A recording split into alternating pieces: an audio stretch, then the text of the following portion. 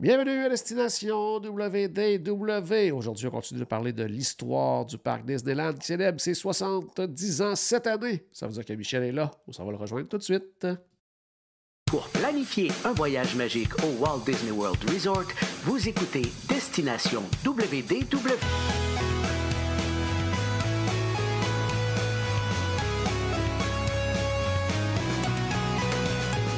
Et voici votre animateur et ami personnel de Mickey, Jean-Philippe Paré.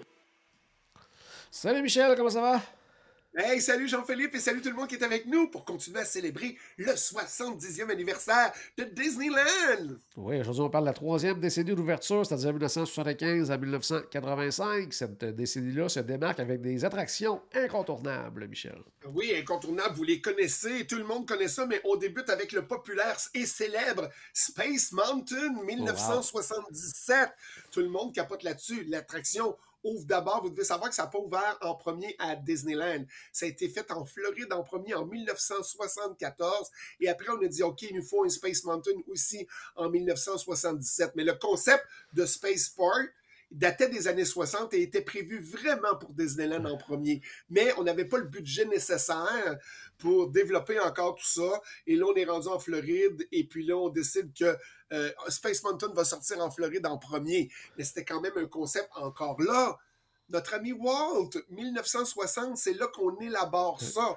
Alors, c'est magnifique. Puis, il n'y avait pas le choix en Floride. Il fallait qu'il y ait fallait qu'il y ait un Space Mountain ou quelque chose d'autre qui arrive. Parce que quand ça l'a ouvert en Floride, petite anecdote, on tournait à Tomorrowland, puis tu fonçais dans un mur. Il n'y avait rien à Tomorrowland. Il y avait juste le petit, les autos là, qui se promènent, les autos de course, là.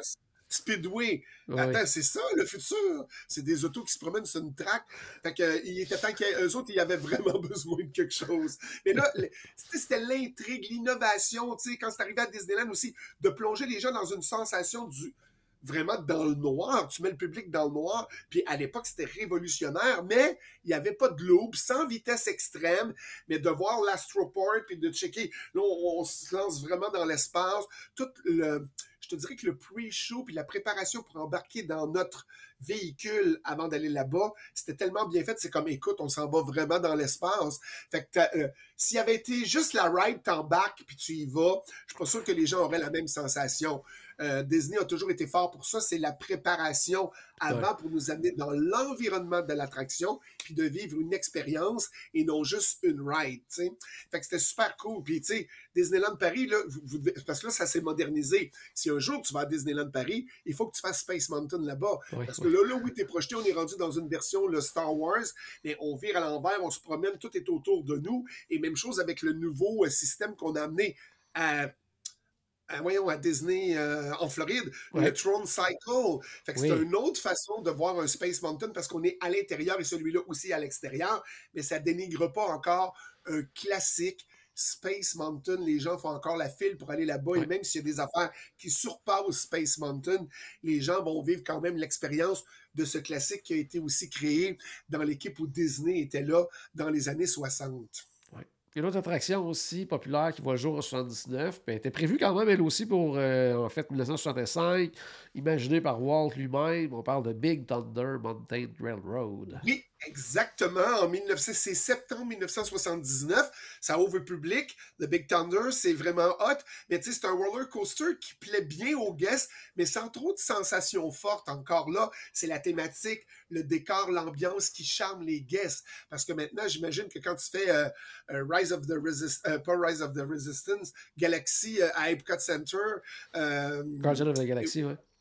Oui, c'est ça, merci. Ou que tu fais Expédition Everest, c'est déjà une coche au-dessus de Big Thunder Mountain, tu sais, vraiment. Mais ce que vous devez savoir, par exemple, tel que l'a mentionné Jean-Philippe au départ, c'était une grande attraction très populaire, mais à Disneyland, c'est une idée de 65 et effectivement, c'était vraiment Walt qui avait conçu ça aussi, puis c'était vague au départ, tu sais, là, c'était une montagne russe, mais ça découlait d'un projet, je connais pas le projet, mais de les rivières de l'Ouest américaine qu'on appelle Western River Expedition. C'est comme ça que ça devait s'appeler au départ.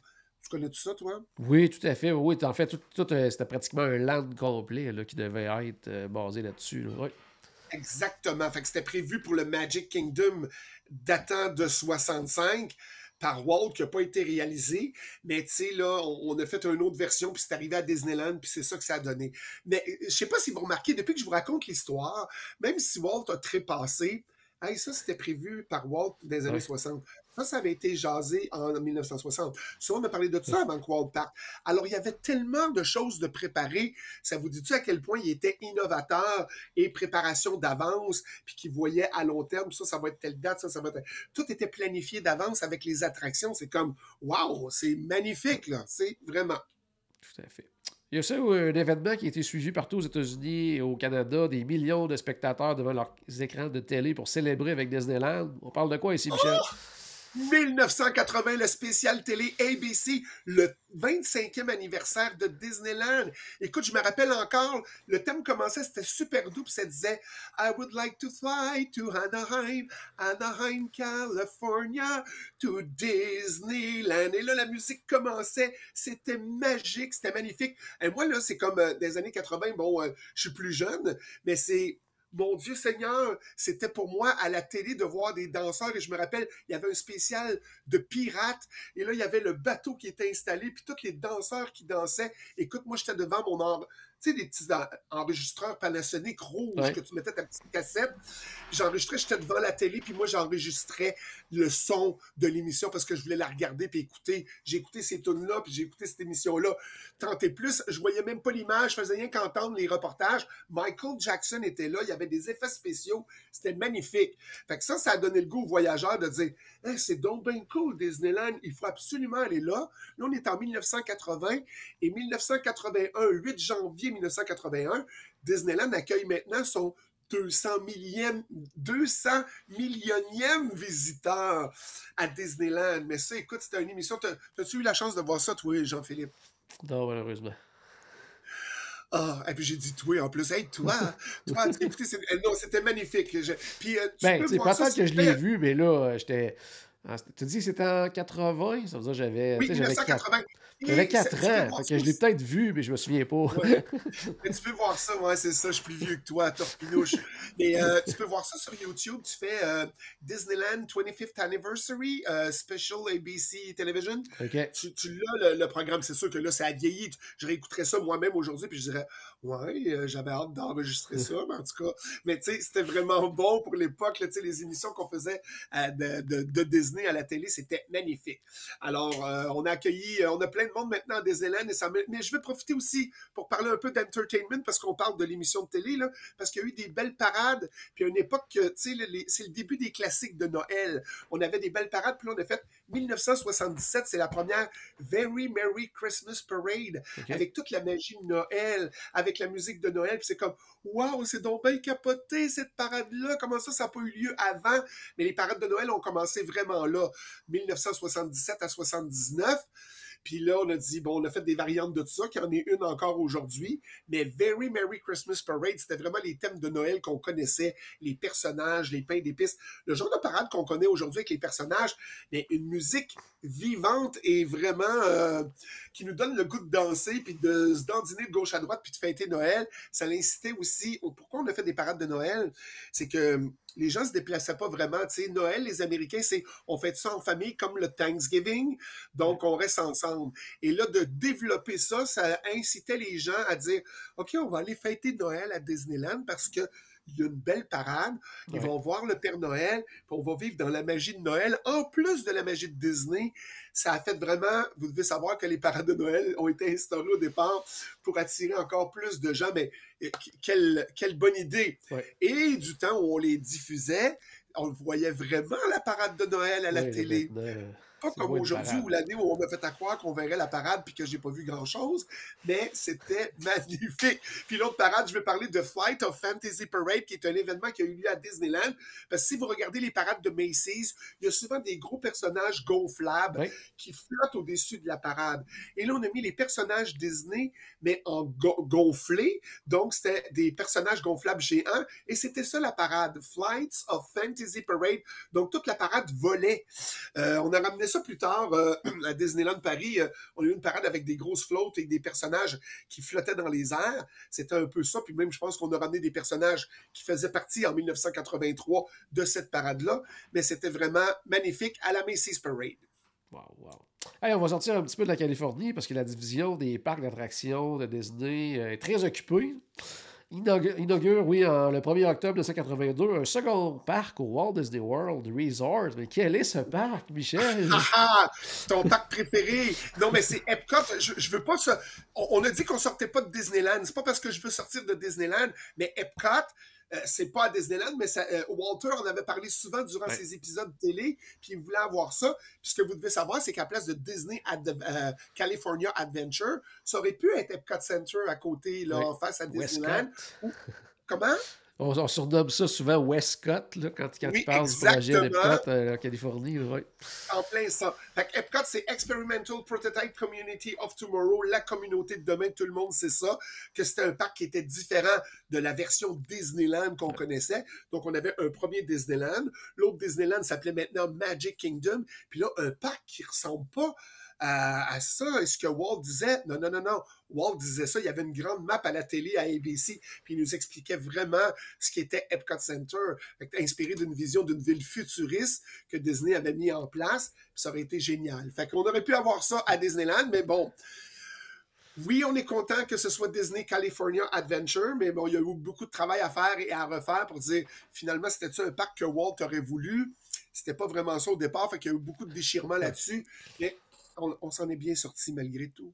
Et Ouais. Epcot a eu lieu vraiment en Floride. Fait que c'est pour ça que j'en ai parlé, que c'était un moment important, mais qui Ouais. était dans les cartes de Disneyland pour l'expansion de Disneyland et non l'expansion de la Floride. Mais c'est quand même un beau parc à visiter, Epcot Center. Youhou! Oh yes. Les années 80 aussi ont été des années de mise à jour, de construction, rafraîchissement pour certains bâtiments et quelques landes aussi du côté de Disneyland. Ouais, je le fais un peu en rafale. Le 81-82, encore, c'est Tomorrowland qui est à nouveau rénové. Mon Dieu, on rénove ça souvent. Pourquoi?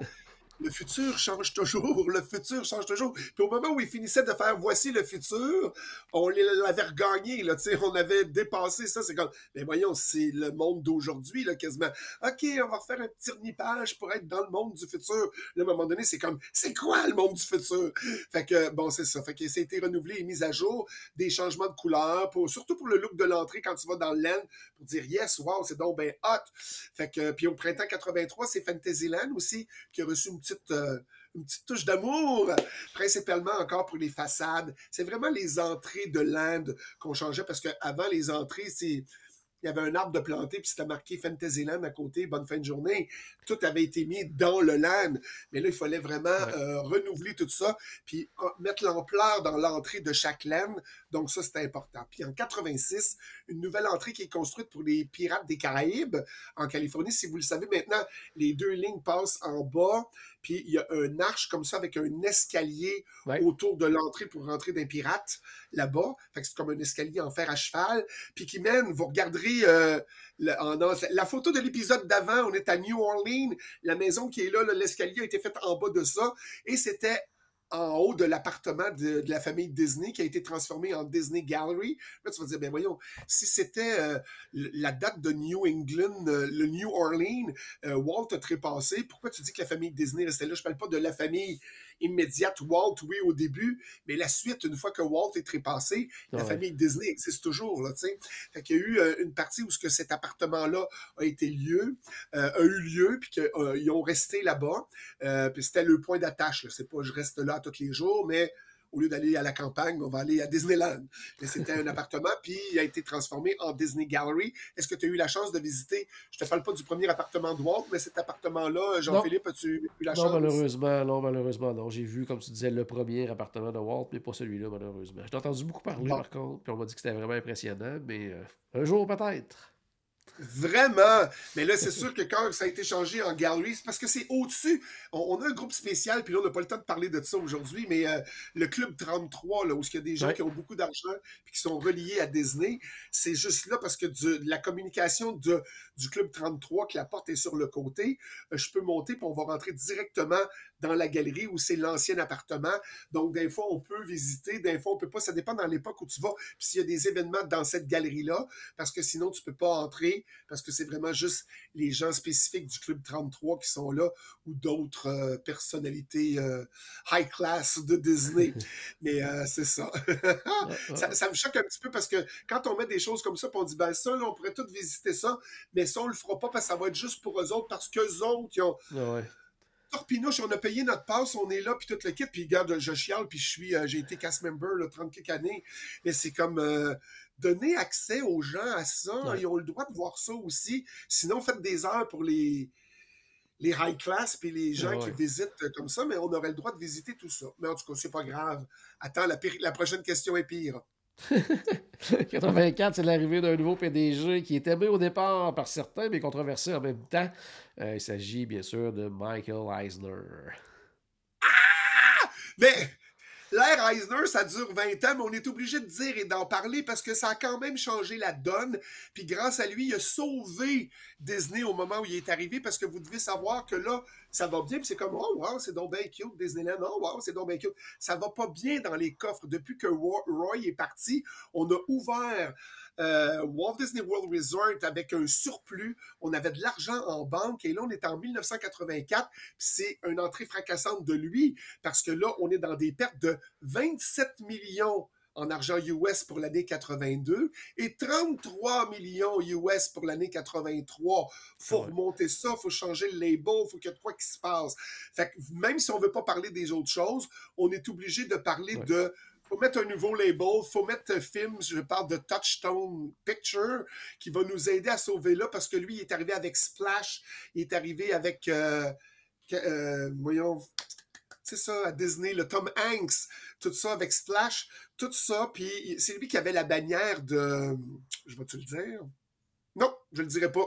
Un autre tantôt. Mais Touchstone Picture, ça l'a vraiment aidé à redresser ça. Alors lui, il a quand même aidé pour les parcs. Quand on va en Floride puis qu'on parle de Disney, pas Hollywood Studios, mais MGM Studios au départ, c'est grâce à lui, puis grâce à plein de choses, où il y a eu des choses dans des parcs qui n'étaient pas prévues, puis des fois, il donnait des idées, puis c'est comme, il est obligé de donner son idée, lui, parce que lui, il est capable de nous guider là-bas, mais on n'a pas besoin, tu sais, des fois, il disait, il y avait des meetings, puis il amenait son gars, puis c'est le gars, puis t'aimes ça, toi, puis si son gars, il aimait pas ça, ben lui non plus, il aimait pas ça. C'est comme, attends une minute, ton gars, il a quelle expérience pour nous dire qu'on devrait faire ça ou pas ça? Fait qu'il y a eu beaucoup de controverses à ce niveau-là, mais Michael Eisner a quand même amené beaucoup de choses, et même chose pour Disneyland, donc c'est quand même assez impressionnant. Mais pourquoi justement la direction de Disney est allée faire appel à Michael Eisner en particulier? Mais parce que lui, avant, c'était le président de Paramount Pictures. Fait que Paramount Pictures, c'est pas n'importe quoi. Puis à l'origine, c'est lui qui avait les charts pour Indiana Jones. Fait que quand est-ce que tu penses qu'Indiana Jones est rentré à Disneyland? Quand est-ce qu'Indiana Jones est rentré au MGM Studio? C'est lui qui a amené ça. Fait que juste Indiana Jones, c'est comme, oh, merci Michael Eisner. Alors, juste ça. On peut arrêter ça là, mais c'est comme ça donnait un second souffle aussi, puis ça permettait de respirer, puis avec la bannière Indiana Jones, qu'est-ce qui arrivait? On va baisser les millions, on est rendu à 33 millions de dettes, faut remonter ça. Fait que même si on voulait parler que de Disneyland, vous devez savoir que oui, Indiana Jones est rentré, et c'est une excellente attraction, là. Indiana Jones en Californie, aller faire ça, c'est magnifique. Mais s'il n'y a pas de Michael Eisner, il n'y a pas de bannière Indiana Jones. S'il n'y a pas d'Indiana Jones, il n'y a pas cette attraction-là à Disneyland. Et s'il n'y a pas ça, on est encore dans le trou des millions. Mais c'est sûr que n'importe qui d'autre aurait probablement sauvé. On a un bon qui est arrivé là, puis que Bob Iger aurait sauvé aussi la donne. Mais là, c'était Michael Eisner. Fait que c'est sûr que ça se termine pas mal, mais c'est comme notre épisode d'aujourd'hui se termine sur ce point, mais c'est quand même un bon point malgré ce qu'on pense de Eisner. Pensez à Indiana Jones, pensez à tous les beaux moments qu'il y a autour de ça, puis ce qui nous a emmenés dans les parcs, et d'avoir MGM Studios, qui est grâce à lui, puis là on est en Floride. Merci pour ce que tu as mis à Disneyland aussi, Michael Eisner. Fait que la magie tourbillonne autour de vous. On se rejoint pour 85 à 95 pour le prochain épisode. Merci Jean-Philippe de m'avoir invité. Je vous souhaite la plus grande des magies, puis on se revoit bientôt. Parfait, excellent. Un gros merci, Michel. Donc, à la maison, j'espère qu'on a acheté un petit peu de magie dans votre journée. N'oubliez pas, bien sûr, que tout a commencé par une souris. Et on se reparle très bientôt. Bye bye tout le monde. Bye.